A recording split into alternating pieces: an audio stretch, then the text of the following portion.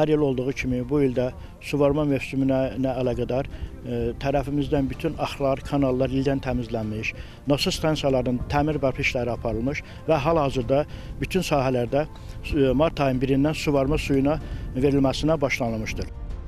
Hazırda 160 hektardan çox ərazi suvarılıb. Cari ilin yağıntılı keçməsi Ordubatlıların zəhmətə bağlılığını daha da artırıb. 2025-də su biraz qıtlıq idi. Attığımız torpağa məhsulumuzu götürəməmişik. Bu bolluqdan şükür Allah, göydən yağıntı, yerdə də şükür Allah, bölgü günə qədər suyumuzu vaxtında verirlər.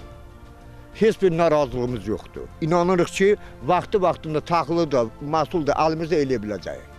Zəhmət adamlarının torpağa bağlılığı nəticəsində Ordubat torpaqlarının bərəkətinin daha da artacağını inandırıq. Hafiz Əliyeva, Tərlan İbrahimova, Emin Novruzov, NTV Xəbər.